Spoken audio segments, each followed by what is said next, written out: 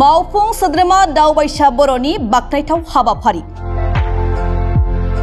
बेरगावआव गावनि बियाबनि सिङाव थानाय गुबुन गुबुन धोरोम सिबियारि गामि समाज आफादफोरनो संनाय खावनायनि गोनां लाइ लथर रानना होदों मावफुं सोद्रोमा दावबायसा बर'आ।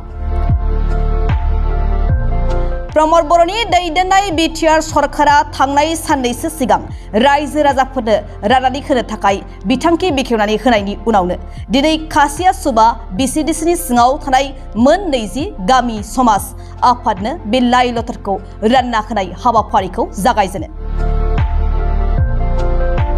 मख'नाय जायोदि 32 नं बेरगाव बिटिसि बियाबाव गासै गं 365 गुबुन गुबुन धोरोमारि गामि समाज आफाद दं होनना फोरमायो इएम दावबायसा बर'आ।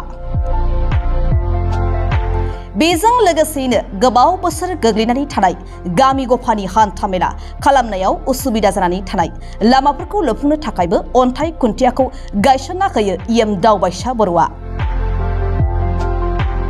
बड'फा रेनबो रिभलिउसन मिशननि गेजेरजों दिनै मोन 6 सीसी ब्लक लामा लुफुंनो थाखाय सिंगिबारि, कासियासुबा, धलाबारि, मोखनाबारि, दैमुनोगोर आरो गबसारा बाखोरबिरि गामियाव अन्थाइ खुन्थियाखौ गायसनदों।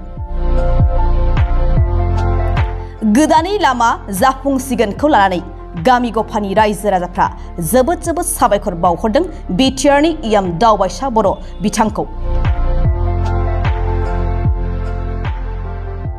गामि सिंनि जि लामा सानफ्रोमबो फुंनिफ्राय मोनाबिलिसिम रायजो राजाफ्रा थांलाय फैलाय खालामनाय बेबायदि लामाफ्रा बानायजायाखैमोन आरो बेफोर गासैबो लामाखौ बानायनो थाखाय जोङो प्रजेक्ट हमनानै लाबोदोंमोन आरो बेबायदि जोङो दिनैबो मोन 7 लामा जोङो जोंनि 32 नं बेरगाव समस्थियाव जोङो बेखेवबाय।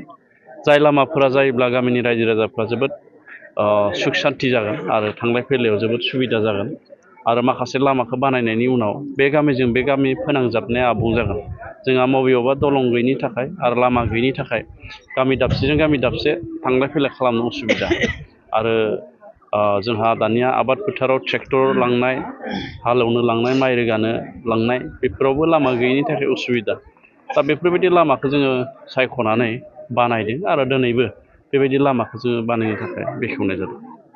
जिहेतु दायो बिसायख'थिया सफैबाय रायजो राजाखौ मा होनना खावलायगोन नैबे जिहेतु नोंथाङा गामिनि गोबां जौगानायखौ मावगोन। रायजो राजाफ्रा आं बुङाब्लाबो बा जों इउपिपिएलनिफ्राय बुङाब्लाबो बिथांमोना बयबो गोसोआव दङ।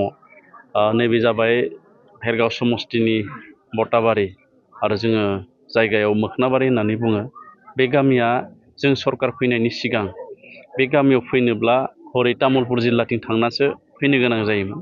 गोबां मानसिया बे लामाजों थांलाय फैलाय खालामनायाव जखमबो जादों आरो बे लामाखौ जोङो सरकार दानायनि उनावनो गिबि जोङो सीसी ब्लक बानायनानै होदों आरो रायजोफ्रा जोबोद सुबिदा जाबाय।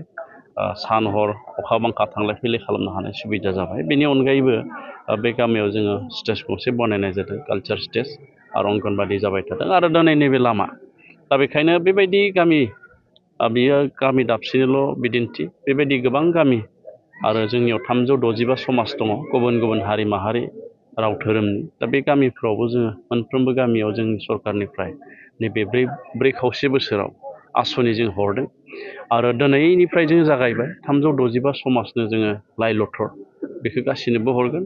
बबेबा समाजा फिसा धोरोमा फिसा नङा, बबेबा समाजा न'खरा फिसा, हमना ला सत संघ बिथांमोना न'खर खम नाथाय मोनसे समाज बा सोरबा दुर्गा मन्दिर, लक्ष्मी मन्दिरजों मोनफा समाज बिथांमोननोबो मानसि परियालखौ नायनानै जोंनिफ्राय बासन पत्रखौ हरनाय जागोन। गासैखौबो जों हिसाब लानानै 365नोबो जों बे लाइ लथरखौ हरनो थाखाय दिनैनिफ्राय जागायबाय, बयबो मोनगोन। दा बेखायनो बेबो मोनसे जोंनि रायजोफोरजों फोनांजाबनाय लोगोसे रायजोफोरनो अनसुंथाइ होनायनि बेबो मोनसे जोंहा बिदिन्थि।